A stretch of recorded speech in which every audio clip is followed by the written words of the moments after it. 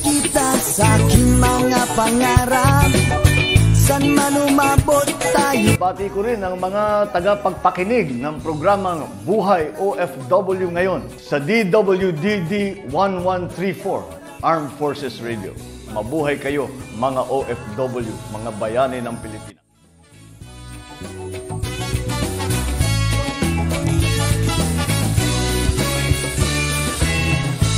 Oras na para tayo'y maglambing. Okay, magandang buhay, Luzon, Visayas, Mindanao. Narito naman po tayo sa programang Buhay OFW ngayon. Siyensya, teknolohiya at iba pa. Ito po si Terry Alpa. At syempre, isang oras po tayong magkakasama-sama.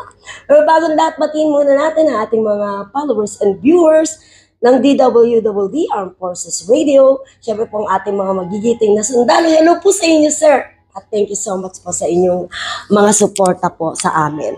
At ang ating pong mga kasama, siyempre ang ating bantay at kasangga ng OFW, si Founder Albert Lawing Wanson. Hello sa iyo. At siyempre ang ating bantay at kasangga Dubai Chapter, walang iba kundi si Yorme Art, Kuya Art. Siya po itatawag na Yorme ng Dubai. Siya po ang chapter president ng ating bantay at kasangga ng OFW Dubai Chapter. Okay, ngayon po, siyempre, another successful OFW ang ating kasama. Yan po ay pakikilala na po natin siya kasi alam niyo po, ang bawat buhay ng ating mga OFW, hindi po lahat pinapalad o sinswerte. Marami po tayong mga kasamahan na talagang naaabuso, ang kanilang mga problema ay hindi katulad ng iba na masasabi natin sila po ay mga matagumpay. Kaya alamin po natin ang tagumpay ng bawat isang OFW sa kanilang buhay. Pero sabi nga, sa bawat tagumpay ay meron din sila syempre pinagdaanan ng mga hirap at mga challenge sa buhay. Okay, pakilala na natin ang ating guest ngayon, ano? Di ba ang pogi niya, no? Okay, anong pangalan mo? Ako si Patrick Garcia, pero kilala nila ako, tinatawag nila ako ditong Fat G. Yun yung aking stage name. Siya si Fat G at siya ay isang? Full-time videographer, pero nag-rap din ako dito sa music scene dito. Ayun. Rapper. So, ang tawag dyan, yung rapper, yung parang bang si ano yun, yung sikat sa atin na rapper. Marami, di ba? Francis M. Si Francis M. Sino pa ba? Si Bitoy, yun ba yun? Di ba rapper Michael din yun? Ayun. Sa Dubai, meron din tayo, di ba? Nung isang araw yung ating Pinoy wrestler, at ngayon naman, ito po ang ating Pinoy rapper sa Dubai. Ayan. Okay. At syempre, alamin muna natin ang buhay ni Pat bago siya naging isang kilalang rapper dito sa Dubai. Yes, Pat, ano ba yung first time mo na mangibang bayan bilang OFW? Dumating ako dito 2012. Bago sa akin ang lahat talaga nun dahil wala talaga sa vocabulary at sa plano ko talaga mag-ibang bansa. Kasi ang buhay ko sa Pilipinas, sa music na din. Tapos pagdating ko dito, kala ko talaga mananakaw na sa akin yun. Yung hilig na yun, yung simpleng hilig na yun. Dahil lahat naka-focus talaga sa trabaho. Okay, nung bang nasa Pilipinas ka, ano ba yung ginagawa doon? Active ako talaga sa pag-organize ng events. Yun talaga. Pero yung event ng mga namin, mga sa local, sa lugar namin, sa Batangas, mga tinatawag namin mga underground scene, ganyan. Pero, kumbaga, hindi ko talaga na mag-work noon. Hindi, wala sa plano ko. Yun lang yung pinagkakabalaan hanggang sa yun, dinala ako sa gantong fortune dahil namaya pa airmats ko nun So parang ko din siya, parang escape, ko din siya na gusto ko magbagong simula, ganyan. Kaya may nangyaring offer dito. Ayun, merong naging offer. So first, ko talaga. Pero nagka-work din naman ako sa Pilipinas. Nagka-work ako, naging videographer ako ni Governor Vilma Santos sa Kapitolyo. Ayos. Yung mother ko doon siya nag-work sa Kapitolyo ng Batangas. Ayun. Tapos yun, nadala ko lang yung hilig dito ng mga video-video na hindi ko naman akalain na yun na yung magiging profession kong ginagawa na din. Okay. So, yung first time mo dito rin sa UAE, first work mo. first. So, ano yung una mong trabaho dito? Sa Abu Dhabi talaga yung ano ko, 2012. Ang una ko talaga dapat, ang talagang hiring nila nun sa Pilipinas, tumitingin sila ng lifeguards. Yung massive talaga employee. Ngayon, ito nga yung nakakatawa dyan dahil hindi naman talaga ako marunong lumangoy. So, ngayon, pagdating sa interview sa Pilipinas to pagdating dun, so may mga taga-UK na mga nag-interview mga Pilipino ganyan. Dahil mag-o-open nga yung theme park na yung water theme park. Sa Pilipinas pa yan? Sa Pilipinas to na para naghanap sila ng mga mag-employ sa Abu Dhabi. Ngayon, tinanong nila kung gaano ko katagal kaya sila ng tubig. Hindi naman ako marunong lumangoy. So tayong mga Pinoy, likas natin yung gano'n yung parang kumbaga tatalunin mo na lang din lahat, gawin mo na kahit katawa-tawa kang tingnan. Pero sinagot ko talaga, dahil ang dami namin yun, sinagot ko talaga, sabi ko 4 na oras sa ilalim ng tubig. Kasi hindi nga ako marunong lumangoy. Ngayon, yung nag-i-interview sa akin, parang nalalabuan siya sa akin. Ano ba to? Nagtitrip ba to? Pero sa isang banda, parang nakita nila doon dahil sa ganung naging action ko na yung desire ko ba. Kumbaga sa fighting spirit mo Kasi naisip ko talaga kasi ang daming applicant siguro mga nasa 200 kami. So sabi ko kung hindi ako mag-iisip ng medyo kakaibang dito, hindi ako mapapansin doon dahil mga yun, professional divers. So at least doon ko siya binali ba na para matandaan ako na nag-interview. Tapos yun ang una ko naging work. Buti na lang, dahil nakita nilang nag-organize ako ng event, dinala nila ako sa mga sales, sa merchandise. Hanggang sa kinalaunan, after 2 years ko doon na promote ako sa entertainment. Kasi sabi ko kanina, na sa technical side na ng mga organized din na events. So yun pa rin, nadala pa rin ako sa linya na yun. Tapos yun, hanggang sa, lumipat ako sa Dubai, 2016. Tapos, ito na, madami ng ups and downs, dami nangyari. Tapos yun, hanggang sa napunta na ako sa work ngayon na masabi kong sobrang grateful at timing at blessed nung kinadalhan nung pangyayari. Okay. Nabanggit mo ang ups and downs. Yeah. Bago mo narating ngayon yung tagumpay, punta tayo doon sa down. Sarap yan. Mas masarap pag-usapan yun. Okay. Yes, ano yung mga naging challenge sa buhay mo? Dito kasi sa Dubai, kumbaga, dito although talagang kapit-bisig naman talaga mga Pinoy dito. Talagang, kumbaga, mo sa kanila yung kung ano yung mga paraan, kung may mga may dinadanas kang ganitong sitwasyon.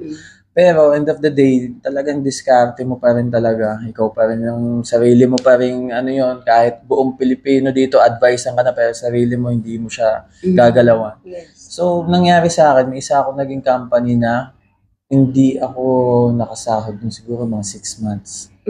So ngayon, dito kasi sa Dubai, ang sitwasyon sa atin, medyo mo yan dahil para makasurvive ka pa rin naman nun kasi mga pamilya mo, bahay mo. Dito kasi, nakalock tayo sa mga ID tayo dito. Kumbaga, pag hindi ka doon, deport ka. Kumbaga, no choice ka. Umuwi pero madaming proseso So, tas bahay, ganyan. So, in 6 months, masyadong, kung papakinggan lang, 6 months lang. Pero dito sa Dubai, yung 6 months, medyo mabigat na. Sabihin natin mabigat na.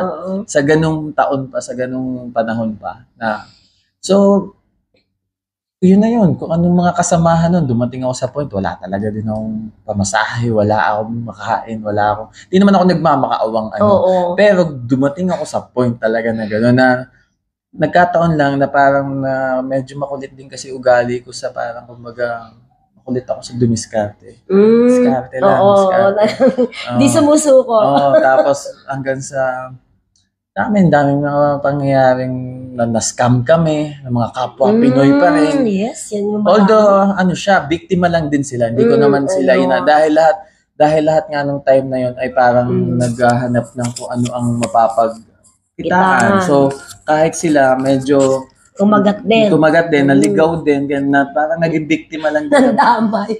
Kumbaga, wala namang din. Pero lesson din talaga. Doon ko natutunan na na wala talagang shortcut. Kumbaga, kailangan pagsikapan mo, pag-anuhan mo ng oras yan, pag-anuhan, ganyan. Yun lang. Hanggang sa, napaka-discover, yung hilig ko, binalik ko lang uli sa sarili ko, ano bang meron ako ngayon, dahil parang umalis na ako sa company na yun from scratch talaga, wala ako. So, ibig sabihin, nasa Dubai ka sa loob ng ganung panahon, wala ka talagang source of income. Wala talaga. So, meron kang mga kaibigan na tumutulong. Yun ang blessed dahil na nasa tayo ng ganitong mga community. Maano naman tayo talaga makisama din. Kumbaga, naitatawid nila yung paano yung paraan. Di naman, nandiyan yung mga pabot-abot na pamasahe, ganyan. Pero hindi naman yan yung isusubo sa'yo, ito, 10,000, mag-umpisa ka na uling bago. Kasi sila, kahit sila din ay nag-a-adapt pa rin ng mga panahon na yun. So, yun, kumbaga, nasagad talaga. Talagang, kumbaga, akala ko nga uwi na ako nun eh. Akala ko talaga. So, yung 6 months na yun, talagang parang nawawalan ka na ng pag-asa, ganun? Actually, hindi siya sa... Siguro hindi naman sa nawawalan ako ng pag-asa. Ang hirap lang ayunan ng nandito sa sitwasyong nandito. Kumbaga sa atin sa Pinas, tayo sa ganyan eh. Tsaka yung 6 months na yun, parang gumugulong yun, bawa 6 months. Tapos papabigyang i-release yung sahod mo ng 1 buwan, yung pang 1 buwan lang. Tapos kakain uli ng 8 buwan naman yun. So parang patagal. So sabi ko parang, ang natutunan ko naman doon na parang na siguro yun yung mga mai-share ko din sa mga kapwa Pinoy dito na siguro pag alam mo talaga yung kakayahan mo, huwag ka talaga magpapala sa ganung Baga, ganung sitwasyon, yung bang nandun ka na lang. Nandun ka lang. Baga, minsan kailangan mong laksan lang loob mo lumabas doon dahil di mo alam na mas matindi yung mga nakaabang sa yung magandang plano dyan sa labas. Kasi di ba nangyayari dito, majority, di ko man sinasabi sa lahat, pag may na ng company, parang comfort zone. Oo, doon na. Ganyan na. Pero doon ko nakita na minsan, parang stepping stone lang natin, training ground lang natin yan. Kailangan man lumalakas ang loob natin kung ano pang nakaabang dyan, na pahina sa atin, ano pang baka tinetesting lang tayo. Tapos yun, sa kakaganon ko, kakukulit kong ganon.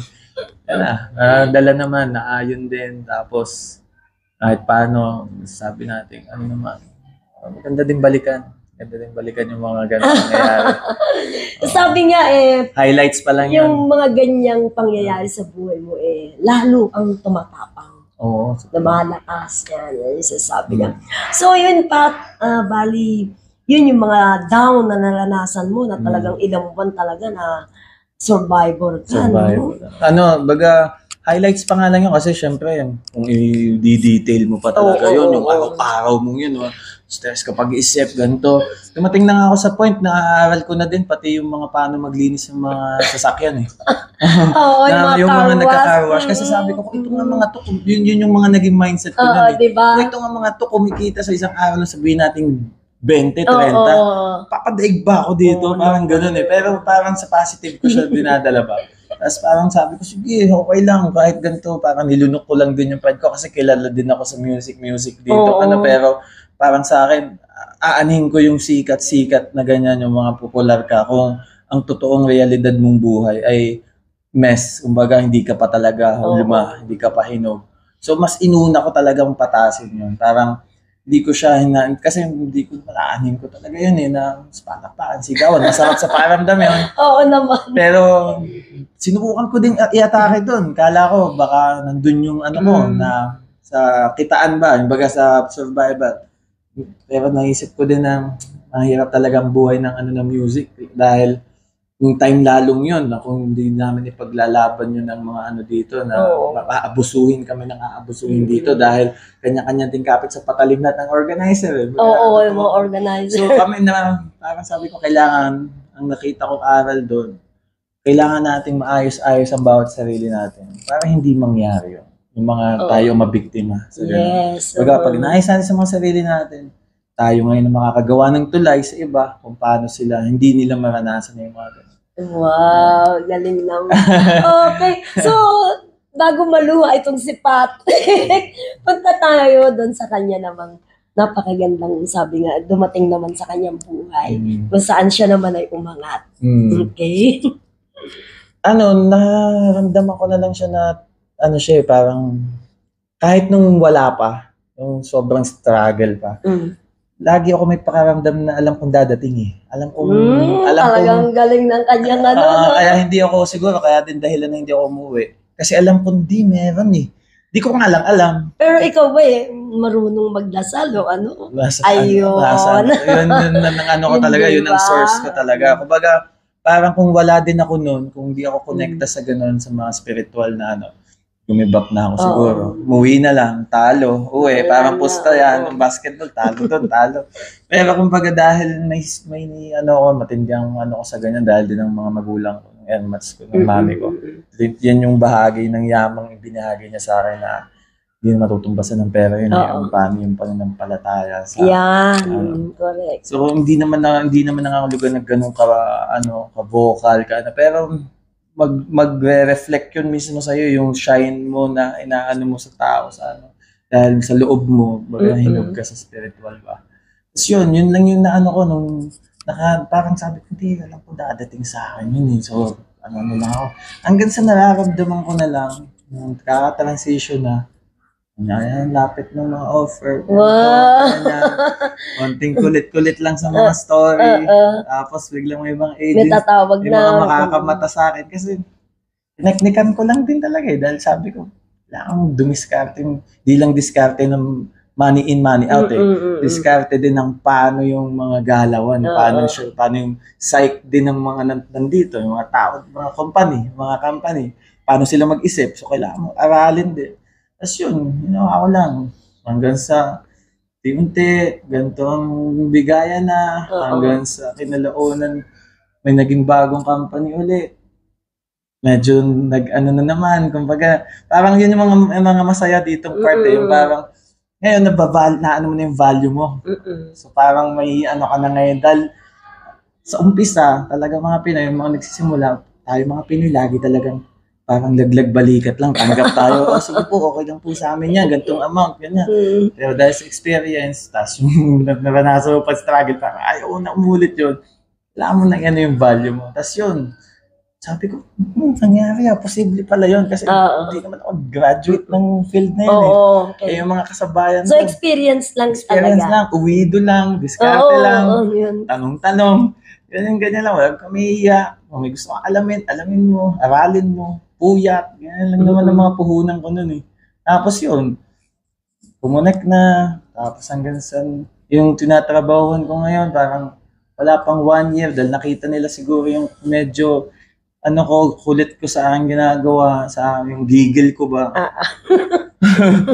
Ang nasa rules talaga ng contract, parang kumbaga kailangan mabuno muna yung 1 or 2 years bago kanila i-assess pa. Hindi pa sigurado yun. I-assess ka pa nila kung deserve mo ng mga increment, ganyan. Dahil nang grateful at walang imposible sa way ng ni Lord, wala pang 1 year, inano niya na sa akin, binigay niya na eh. Kaya parang sa akin, malaking timing yun dahil nung nangyaring nabigay sa akin yung mga ganong value ba, tumiming na nagkaroon ako ng baby. Teka nga. Ibig sabihin, nung time na nag-struggle ka doon sa down, wala. may asawa ka na? May asawa na ako. Nandito siya? Nandito na din siya. So, talaga? Yun din yung ibig sabihin, hindi ka pala nagsosolo doon sa dinaranas mong mga... Mismo, kaya nga sabi ko, highlights pa lang siya dahil yung in-between pa niya eh. Yung bang time na nasa Dubai ka, ang wife mo ba nandito na rin, sabay kayo? Nauna lang ako ng mga 2 years. 2 years. Tapos kinuha ko na siya. Lakasan lang din ng loob yun. Girlfriend ko pa lang naman din siya. Ayun. Pero parang inano namin na fiancé na para process. So nandito, pakasal na kami sa Pinas. Umuwi kami ng Pinas. Pagbalik namin, yun nga yun yung anong kasabihan yun, yung parang basta after the storm, mga ganyan.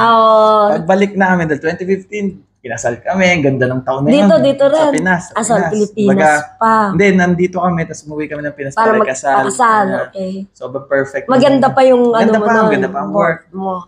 So, perfect nga nung taon na yun kasi dumating din yung pamilya ko galing States, binisita ko dito. So, parang kompleto sa akin yung taon na yun na nakita ko yung mga pamilya ko, ganyan. Pero yung sinundan nun, yun na, doon na nag-umpisa.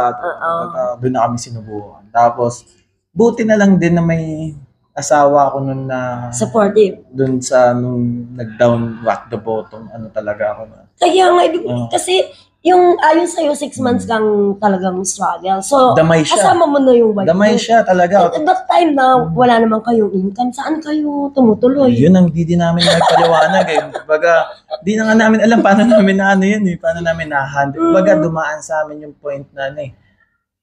Malabo na yung relasyon namin dahil lang sa stress. Hindi dahil sa mga pakiramdam, sa mga ano namin.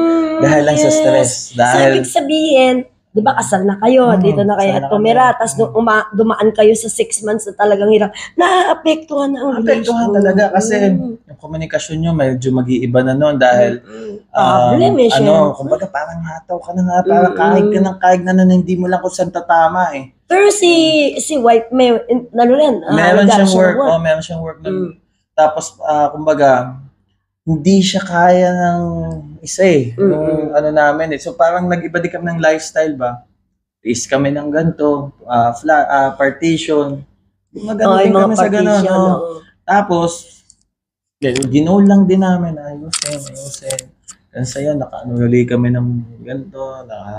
So, anong year lang yan na ikaw ay nagsimula na guminhawa na? Masasabi ko transition yung ano eh, yung lockdown 2020. Ibig sabihin ang lockdown parang naging... Kasi kung ano siya? wala akong ano nung lockdown, kung wala akong naging full time, sigurado yung nangyaring yun. Ano na yun, kumbaga subok na lalo kami parang Kaya nga, ibig mo sabihin, yung lockdown, mayroon pang mga event na nag-aan sa'yo? ang nangyari sa kanya, bago mag-lockdown, may mga naiwang trabaho eh. So parang nasa loob ako. Tinuloy na lang. Tapos, umalis naman ako sa company na yun dahil nagbago yung ano ng company. Freelance, umahin na ulit kasi lahat unti-unti na bumabalik, igil lahat umano ng social parang media. na-excite. So parang ano, dahil Nagkaroon ng parang madness tumiming dahil Freedom ito yung ginagawa namin, tumiming na parang kami yung servisyo namin yung pala nasa multimedia. So yun, dun lang. Pero yun yung masasabi ko na grateful din talaga dahil biro mo kung wala din ako nakita. Witness namin dito yung iba experience iba talaga ng lockdown. Oo. Na bago sa amin, tapos dalawa lang naman kami. Kahit mga tropa-tropa, iba din ang sitwasyon. Oo, Hindi ka pwedeng, hindi ka eh. pwedeng, masandal kami, baga kanya-kanyang tayo. Grabe talaga. Meron dami din na anong aral nun. Doon ko nga na-realize din lalo na yung moment na yun, doon malalaman talaga kung sino yung baga, tunay na mga ano. tsaka mismo sa sarili mo, kung ano yung kapasidad mo, kung susuko ka ba o talagang didiskarte ka lalo. Parang gano'n. Kailangan mo dumiskarte lalo. Parang gano'n. Yun lang nasa isip ko nun eh. Kahit ganyan, mga batas, yung mga ano kami, parang stuck kami. Bahay. Hindi sa inyo nga pala. Buti nga may full-time ako nun. Doon wala. Oo nga. Yung wife mo. Ang wife ko, sobrang stable lang ano niya. Simula nung dating niya ayun. dito. Sobrang stable. Tapos ngayon, in progress din. Buti nga eh. Buti talaga ganun. Kahit kung hindi. Kung ako lang yun, kaya ko yun eh. Bawa sa solo-solo lang. Pero syempre kasi may... nung kinukwento mo nga yung down mo eh. Kala ko, nag-iisa ka lang. Yung pala, nandiyo Kung ako lang yun, parang andali. Ako kaya ko yung dudukin ng ano ko, nagawa ko. Nakitulog ako sa sopa sa labas dyan ng ano, mga ilang araw lang, tapos diskarte ulit. Kaya ko yun eh. Para lang ma-position mo ulit, parang gano'n. Pero syempre may asawa ako. Kailangan ko isipin din kung paano yung sakit. So ngayon itong year 20 ano ka 2023. parang ngayon ka parang pumalaot anong year 2023. So ano ngayon yung mga ginagawa na parang tingin ko nagkakaroon ka na rin ng pangalan dito sa Dubai no? Siguro nakita ko lang na dahil finokus ko talaga nung time na yun, nag-focus talaga ako ng gusto, baga sarili. Mukhang anong pakinggan yun eh, sarili mo, parang gano'n. Iba dapat mag-ano ko sa ibang tao. Yun yung, pero parang binago ko yung formula ko nun eh. Dahil ako talaga, likas ako na nakaano ako sa ibang tao. Yung susubo ko na yan, iaano ko pa sa iba. Binago ko nung time na yun, na inuna ko talaga lahat muna sa sarili. Ayos ko, para mas mag-function, para mas magawa ko yun sa iba. Yun yung naging naging formula ko lang talaga no na isolid ko muna, isolate ako sa bahay, aral, edit, ganito. Hindi ko na namamalayan, 2023 na, ganito na yung na-offer, ganito na yung nabe-bless. May dumating na sasakyan, may ano ng baby. Kumbaga dahil sa kakaayos sa yung sarili. baby mo, no? Ibig sabihin, lumabas siya, ano na kayo nun? Nakaraos na. Sobrang timing talaga kasi ano talaga para siyang reward ng lahat ng ano namin. Parang lahat, para siyang yun yung, napasan nyo lahat. Ito ang reward nyo. Kasi tagal din namin siya hinintay. 12 years kaming, 12 years kami ng asawa ko bago kami nagka-baby. Grabe, 12 years. Kaya nung dumating siya talaga, sobrang kumbaga, kahit mga kaibigan namin, mga iba lalong nakakaalam na relasyon namin. Sobra silang nagalak, natuwa talaga dahil na lang kulang sa amin yung long journey na yun. Alam mo, sa totoo lang, maraming sumusuko mag-asawa. Tulad nga na sinabi mo, yung medyo nag-shake din yung relationship nyo. Pero talaga, pero yun lang talaga, yun, sa buong bottom line ko lang lahat doon, kung meron silang mga may makukuhang sa kwento kong to. Huwag tayong matakot na yung sabihin na unahin natin ang ating sarili. Sa iba kasi nahaharang na agad yung kahulugan na parang, sarili, di ba dapat sa iba? Parang ganyan, di ba? Parang selfish naman. Selfish pakinggan eh. Di ba? Pero, may talaga siya eh. Yun talagang sinasabi ko sa mga taong nakakasama ko dito na pag naayos natin ang ating mga sarili, mismong tayo, mas magagawa natin kung ano yung sa iba eh. Mas maano natin kung ano yung gusto natin gawin sa iba eh. Kaysa sa lunod na ako pa, hindi ko na maayos. Unahin ko pa, lunod na tayo pa na yan. So, yun lang. Yun yung nakita kong parang, talaga, lagi ko lang kinikwento pag tinatanong nila, anong nangyari? Kasi alam nilang pinagdaanan ko eh. Sabi ko, tol, yun lang talagang formula eh. Ayusin natin sarili natin, mentalidad. Kumbaga, hindi lang pananamit. Kumbaga, mentalidad, spiritual. Ilang taong ka na ba, Patrick? Ano na ako, 21. Hindi, 35. Bata pa. Ayos ko sarili pa, bata din. Okay lang. Hindi, 37 na pala. 37. Meron siyang cute ng kanyang baby girl na 9 months. 9 months. Like, ang bilis cute. lang din. Pero mo 12 years bago dumating yung kanilang angel. Tingin ko siya na yung, siya yung talagang kumbaga, next stage naman ngayon. Parang, buti dumating siya ng sobrang timing talaga na lahat. Biglang na-release na yung sasakyan. Kasi sabi ko, walang hirap dito yung ganun eh. So ngayon, yung work mo ngayon as a rapper and video maker? Ang work ko talaga ay sa production agency. Ang aking rap ay sabihin kong passion ko talaga siya. Hobby. Hindi ko pa talaga siya masasabing siya yung aking pinagkikitaan o source. Kumbaga sa akin, may maging kita ako dyan o wala. Ginagawa ko siya eh. Kaya kumbaga sa akin, itong work kong production, ito yung parang... Yung siya yung pinaka-source mo. Ang pag-rapper mo is part of passion, like YY.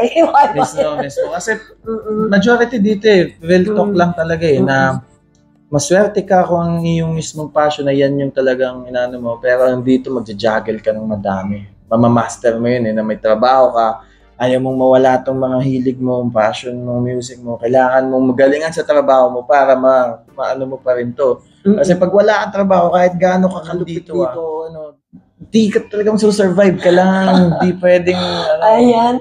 Nakita nyo inspirasyon yan para sa ating mga OFW. Pero alam nyo, papakita natin yung kanyang mga show na ginawa. Ano may rapper o meron tayong video clip.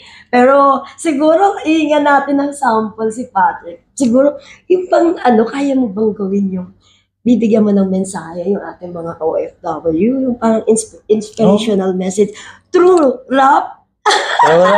Pwede naman. Ayan na. Kaya naman. Okay lang yung kaya yun. Kaya naman. Pero pwede naman. Okay, ayan.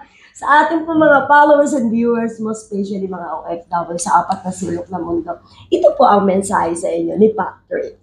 Yes. Game na? Game. Okay. Iniisip ko yung nanatiling gutom kahit masuka-suka na. Di ininda ang mga natamong panghusga. Sa pulumpisa, alam ko na kung saan papunta. At the top, Burj Khalifa. Kalkulado bawat moves, I'm not in a rush.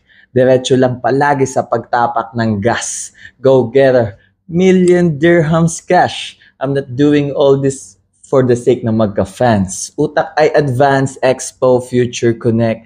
Last dance for sure, greatness and respect, street smart. Ang bit-bit sa mundong corporate. Get to boardroom na gawang mag-elevate. Sunog lang ng sunog, atak lang ng atak. Nagpakahubog, nagsikap, nagsipag. Binagyuman ng pagsubok, di nagpatinag. Apoy sa aking puso'y mas lalong nagliyab. Kaya bawat track ay palaging wasak. Malasyakan dakdak sa bugang bubog basag. Binayo ng sagad, nakuhang marating.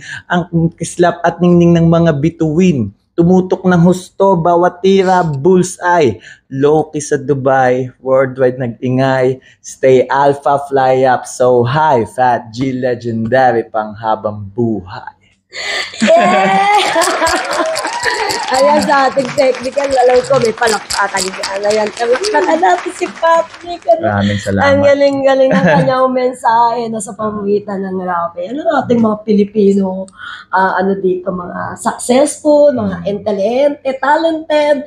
Ayan, thank you so much. Salamat din. Salamat. Ako, gusto ko din magpasadal na sa kwento kong yun.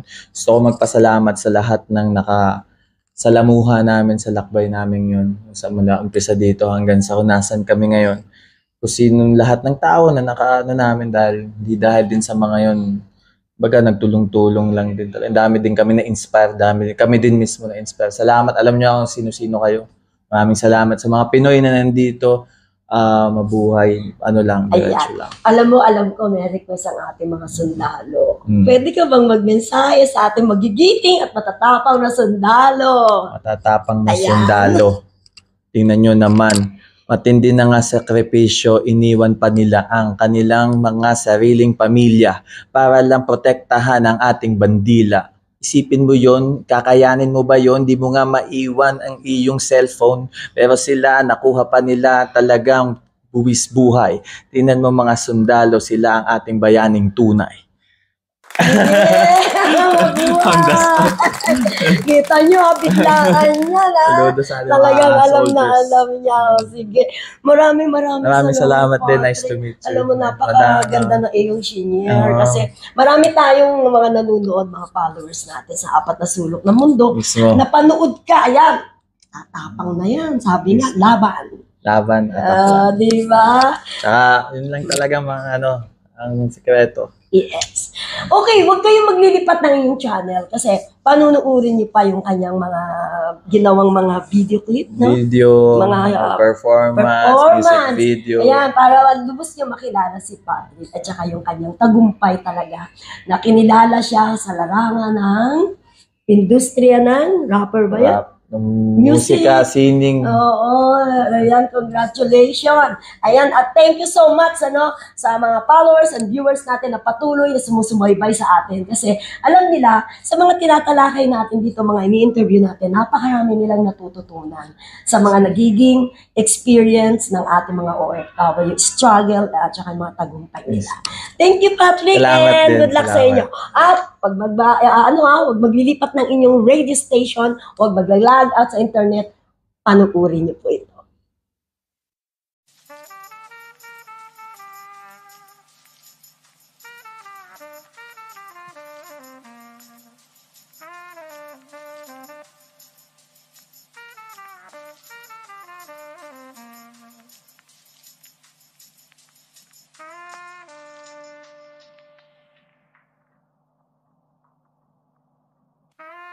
Siyempre matik pag si Fat G ay authentic. Yung iba matik din kaso mas fake pa sa plastic. Sa aking mga mission, early bird ako kung dumating. Sila palaging late kasi mas pinili kada gabi na maglasing. Araw-araw kalkulado bawat galaw. Ruta patungong biyaheng tagumpay. Hindi naliligaw, iba't ibang mga biyaya ko sa aking dumadating. Nasa akin ang mga kahilingan nila na gustong maangkin. Ngayon ang daming queen, palihim sa aking tumitingin. Isip nilang mabuti, paano ko sila mapapansin? Di sila makapaniwala sa aking mga nagagawa. I'm at the top, Burj Khalifa, kaya sila'y nakatingala. Dati-rati nangangarap lang ako ng free. Ngayon tinatanong na nila magkano ang aking talent fee.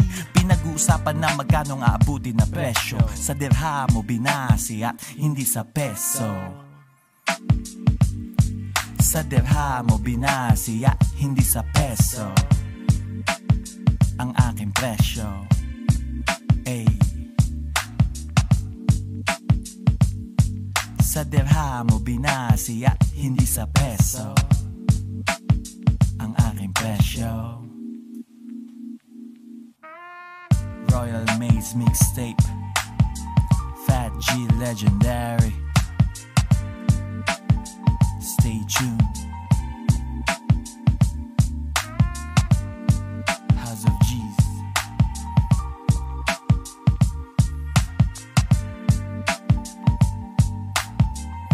Dirham o at peso.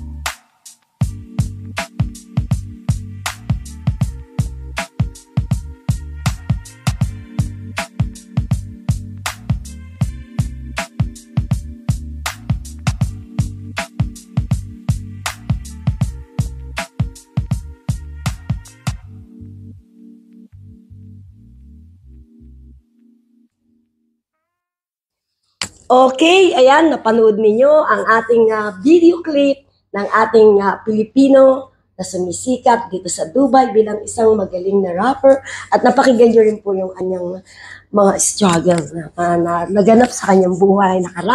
Nakaraos siya, di ba? Napakinggan nyo at napanood nyo at sana sundan nyo siya at follow nyo siya sa kanyang mga performance.